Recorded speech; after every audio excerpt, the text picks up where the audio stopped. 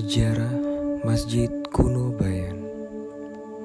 Masjid Kuno Bayan, sebuah peninggalan tertua yang ada di Pulau Lombok.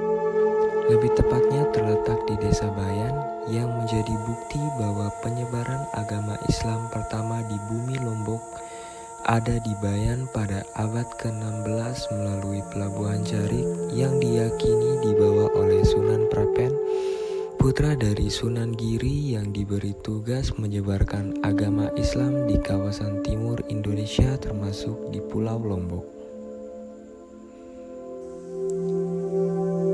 Menurut informasi dari narasumber sekaligus juru pelihara menjelaskan bahwa Masjid Kuno Bayan dibangun pada tahun 1409 Saka atau 1600 Masehi. Yang membangun masjid ini adalah para wali-wali dan penyebar agama Islam di Pulau Lombok yang berasal dari Baghdad, Irak, lalu disempurnakan oleh para walinya. Nama wali-wali tersebut ialah Gaus Abdul Razak, Sunan Ampel, Sunan Prapen, dan Sunan Giri yang semua berasal dari Jawa Timur.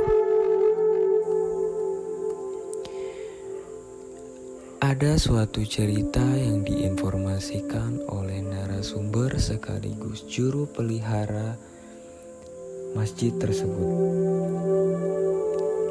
Adalah tujuan Sunan Kalijaga datang ke Bayan bukan untuk menyebarkan agama Islam, melainkan hanya ingin memperdalam ilmu keislamannya.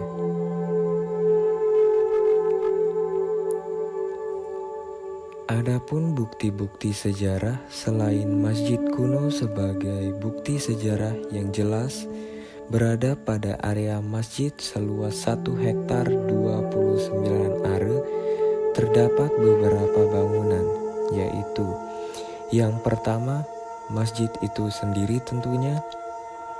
Yang kedua, makam Pelawangan.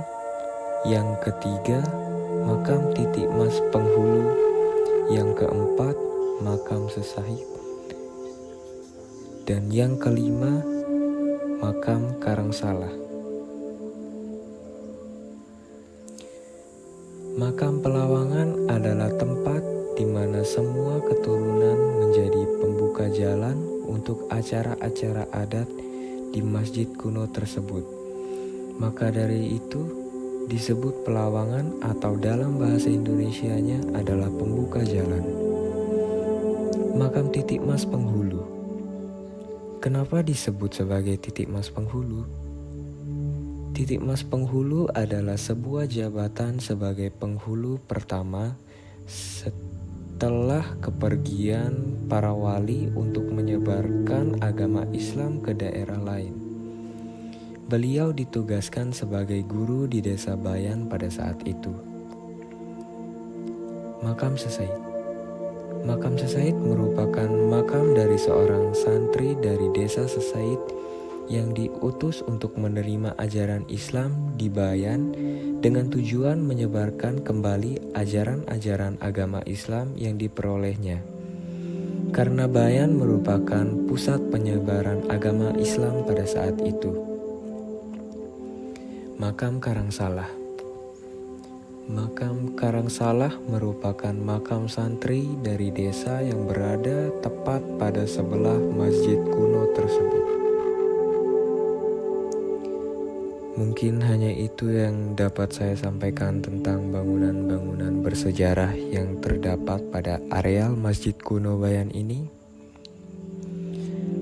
Satu pesan dari narasumber adalah, jangan sampai kita masyarakat Lombok, terutama pemuda-pemudi yang ada di Lombok, tidak mengetahui tentang sejarah tempat atau bangunan-bangunan bersejarah yang ada di Lombok.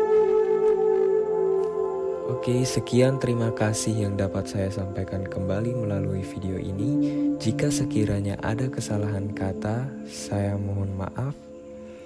Terima kasih dan salam budaya.